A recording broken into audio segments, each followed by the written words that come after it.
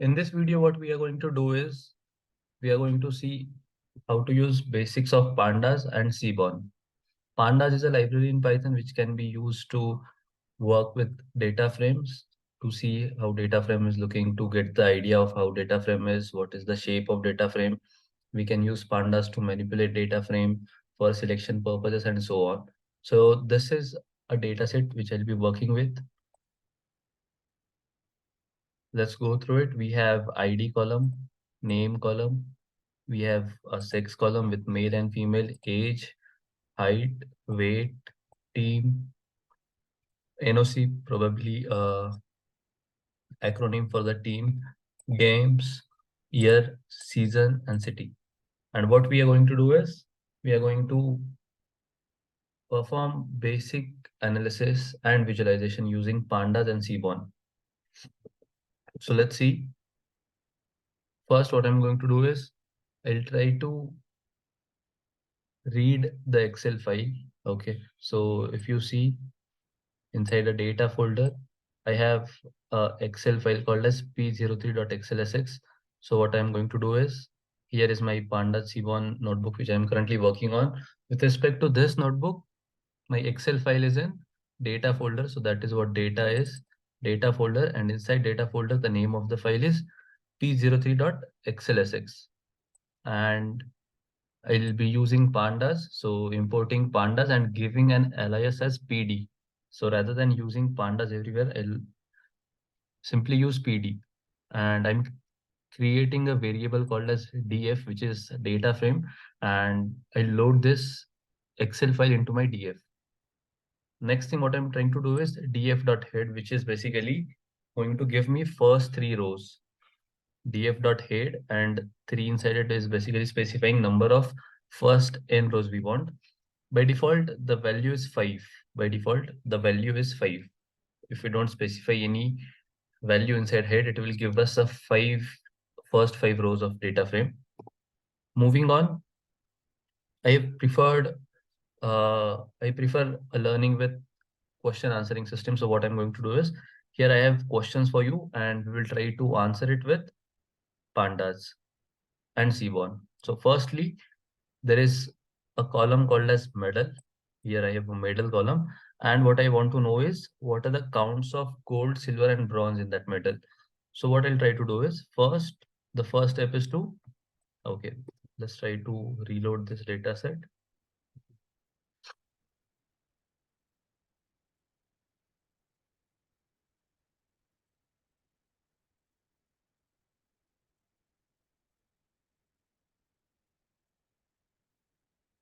Okay, by the time it is loading, there is a function called as value counts. So it loaded the first three rows. There is a function called as value counts. It basically gives you a count of each category in your column. So what you need to do is basically you need to specify that column and add dot value counts. So this thing, what I'm trying to do is I'm trying to select a column using ilog, which is integer location. And what I'm going to do is df.ilog. Basically the ilog works in a way where there is a comma, and to the left of comma, there are what rows we want, and to the right, we specify what columns do we want. An alternative to this is df.medal.value count. So here what I'm going to do is I'll select a column and apply dot value counts function. This should also works, and it is giving me gold, bronze, and silver. Alternatively, I'll also show you how ilog works. So df.ilog, this is specifying I want all the rows and I want last column, and my last column is medal. So it will work as gold, bronze, and silver. It will give you a count of each category. Next, the question is give me unique values of male and female. So in same way, what we do is first we try to select a column. So df.sex is a column and we will use value counts with it. And it will give me values of male and female. Next, the question is filter only ages which are below third quantile. So in order to see what third quantile is, there is a specific function called as describe, which gives you all the statistics. So what I'm going to do is df.age, because it is asking me to filter age. right? So I'll be selecting age column, and by using describe, I'll see what the third quantile is. And my third quantile is basically 75th percentile, and it is 28. So it says filter only ages which are below third quantile. So I want ages which are below 28, which is my third quantile. What I'm going to do is basically this is what a filtering condition looks like. Inside df, you need to add a filtering condition. Df, a square bracket, and a filtering condition. Okay, so what we are going to do is, this is my df, which is basically my data frame. Inside it, I need to add my filtering condition, which is basically df.age. My age column should be less than 28.0. Okay, so my age column should be less than 28.0, and I'm assigning it to a variable called as filter underscore df, which is my filter data frame. Okay, so this is what it is. And when I try to describe it, when I try to describe the whole data frame, what I'll get to see is the maximum value of my age is 27, because the question was filter only ages which are below third quantile, and my third quantile is 28. Here the maximum age was 88. Remember, we applied a filter. How to apply a filter? We apply a filtering condition inside a square bracket of my df. The filtering condition is df.age should be less than 28. And when I do a describe function on my filter df, I get maximum value of my age as 27. Why? Because it is less than 28. Okay, so I'm filtering all the ages which are below third quantile.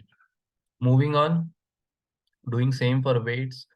I want weights about 25th percentile, so I'll apply a describe method on my weight. I'll get what 25 percentile, which is 61. So my 25th percentile is 61, and now I want to filter my data frame which has weights above 25 percentile. That is, my data frame should have weights greater than 61, which is basically df, and the filtering condition is inside a square bracket. Df.weight should be greater than 61. I'm assigning it to a new variable called as filter df2. And when I do filter df2.describe, what I get is the minimum of my weight. The minimum of my weight is basically 62, right? The minimum of my weight is 62, and the question was to filter weights above 25th percentile. So I wanted weights above 61. Moving on, how to use two filtering conditions together. So this is how it is done. What we need to do is df square bracket, and if I have 2, 3, 4, let's say I have two filtering conditions. So what I'll do is I'll apply a parenthesis, ampersand, and second parenthesis. And now what I'll do is in each parenthesis, I'll write a filtering condition. So the filtering condition is filter only summer season. If I see my data frame, I have seasons here, and I only want summer season. So what I'll do is I'll, in my first parenthesis, I'll say ki the season should be equal to summer. So here my df of season, it is an alternative for selecting a column. You can also do it in df dot season. It should be equal to summer, right? And the second filtering condition was after year 1996. So if you see, I have an year column, and I only want after year 1996. So that will be df of year which is greater than 1996. Okay, so I'll be using this df of year greater than 1996. I'll comment this, apply a head function, and when I don't give a value to my head function, what it will do is basically it will give me first 5 rows of my filter data frame. Okay, so this is what it is. If you see, only seasons which I'm looking is summer, and year is basically year is greater than 1996 all over the place, right? Moving on, filter only judo for females will be in my first parenthesis. First, I'll use a square bracket for my filtering condition. Next, what I'm going to do is in my first parenthesis, I'll write filter only judo sports. So df dot sport equal to judo, and females, so which is df dot sex is equal to f. Now, when I use the head function, I'll get first 5 values of that data frame. Moving on. Uh, okay. This is what group by method is. Okay. This is what group by method is. Group by method is basically grouping your data frame by a column, by categorical column. You use group by mostly on a categorical column. Okay, you can use it on a numeric column as well, on a quantitative column, but mostly it is preferred to use group by on a qualitative or categorical column. So I'll use df.group by on column middle. Why? Because the question is group the data frame by column middle. So this is the first part of the question, df.group by. There is a function in Pandas called as group by. The input it takes is the categorical column, and I'm assigning it to a variable called as group, and they're asking me to give typical value of height. So what I'll do is, of my group, I'll take a mean and I'll assign it to a var called as variable. And when I see my var, it will give me mean of my ID, age, height, weight, and year. And let's say I only want height, so it will be df dot var dot height. Okay, so I get mean value for bronze, gold, and silver. Okay, when I group by my data frame by medal, right? So the bronze medal holders have mean height of 177, gold medal holders have mean height of 177.78, and silver medal holders have mean height of 177.97. All right, moving on. This is a tip, quick tip. It is important. Group by function is mostly used by aggregate functions. What are aggregate functions? Mean, max, median, mean, sum, count. In this case, we used mean, right? So whenever you use group by function, you need to use aggregate function after that. Mostly that is the scenario. Okay, let's see how to sort, right? How to sort. And there is a function called as sort, right? It takes two inputs. The first is the column you need to sort. So in my case, the question is give me a data which is sorted by weight. So I'll use a function called as sort underscore values. And the first input it takes is weight, the column which I want to sort. So I'll sort weight, and is it ascending or descending? In this case, I have used descending sorting. So ascending is equal to false. And I'm using first 5 rows. So let's see what it looks like. The weight is starting from 214. As I said, descending, right? So greatest to lowest. To If I want an ascending order, either I can write ascending is equal to true, which will give me weights from 25 to up to 250 or something, whatever it was. Or else, even if you don't specify this, by default, it gives you ascending sort. Okay, moving on. Here comes what visualization looks like. What visualization looks like. And in my visualization, what I'll try to do is I'll be using Seaborn. I'll be using a library called as Seaborn, and the alias to Seaborn is SNS. So import Seaborn as SNS. Now what I'm doing is they are asking, is there any trend between column age and column weight? So what I'll do is sns.line plot. Whenever I need to see the trend, what I'll do is I'll use line plot, sns.line plot. It expects two input, which is x-axis and y-axis. So my x is basically df of age, y is df of weight. If I try to run this, okay, I need to first run this cell, which is import Seaborn as SNS. Okay. Now what I'll try to do is I'll try to draw a line plot. Okay. So is there any trend between age and weight? So what I can see is after age of 13, 14, right, up to 30, what we see is as age increases, weight is also increasing, right? So this is what the trend is. And after 30, it is quite ambiguous, right? So this is what age versus weight trend is. Now, in order to find an outlier, whenever you are asked to find an outlier, you are need to, you if they ask you to visualize outliers, you need to use box plot. In this case, to use box plot, it is as simple as sns.boxplot and the column of which you need to see the outlier. So in my case, it is the age. So I'll select with df of age with uh, single quotes or df.age, or even I can use df iloc method, right? So sns.boxplot df of age.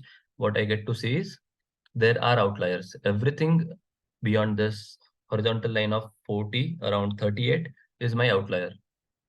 Moving on, is age more biased towards younger guys or not? So for that, what I'll be using is distribution plot. It will show me the skewness.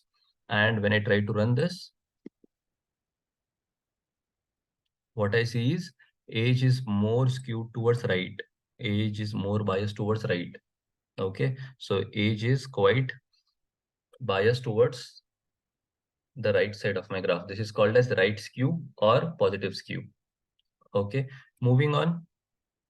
Moving on, this is a pair plot. It is rarely used. What it will do is it will try to plot every numeric column with itself in a data frame. So what you need to do is SNS dot pair plot, and you need to specify data frame which you're using. It will automatically plot all the columns, all the numeric columns with itself. So this is year versus ID, year versus age, year versus height, year versus weight, and year versus year. Moving on, we have something called as correlation. When I use df.core by default, it will be using Pearson correlation. If you don't know what correlation is, you need to look what correlation is. Basically, correlation is how close two variables are with each other in layman's language. And what I'm using is df.core. So there is a function called as .core which uses correlation, and I can see correlation. The correlation of ID with ID is 1. If you see, correlation of ID with ID is 1.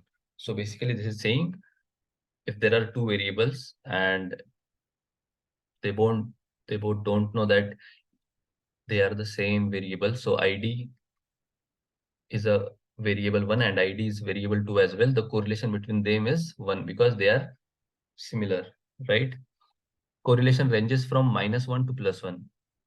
So we have correlation between each numeric column. Again, as pair plot, correlation is also used for numeric columns. Okay, what do we see here is weight and height are quite correlated. If you see, it is correlation of 0.78. Other correlation are between 0.01, 0.02. If you see 0.2, but nothing is as close as 0.78. It is correlation between weight and height, and we saw this in my line plot that there is a correlation between weight and age, also weight and height. So let's see the what I'll try to do is I'll try to plot. Yeah, if you see there is good correlation. If you see there is good correlation as height increases, weight also increases. There is a good correlation, right? There is a good correlation. And what do I see is DF of age and DF of weight is also sharing a good correlation of 0.2. Okay. Other correlation are between 0.0, 0.1. Makes sense.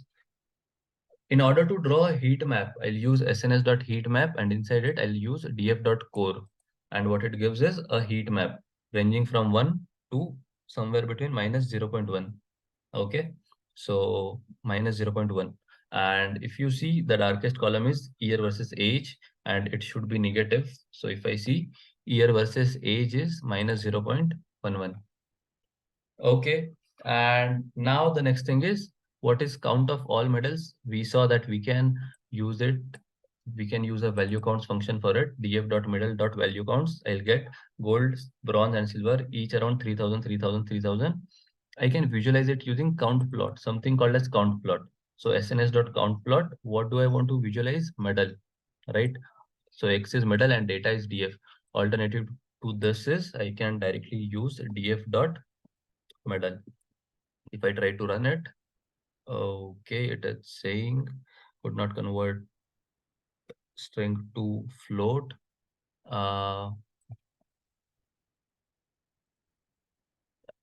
It is okay. Okay. So basically count plot needs to, apparently count plot, in count plot, we need to use this syntax, which is X is equal to medal, data is equal to df. X is equal to medal and data is equal to df. Okay. And what do we see is gold, bronze, and silver each lie above 3,000. And what do I see is gold is highest of all the three. And here also, if I see, gold is highest of all the three, right? Gold, then silver, and then bronze. Oh, sorry, gold, then bronze, then silver. So gold, yeah, gold, then bronze, then silver. Okay. That is all for this video. Thank you.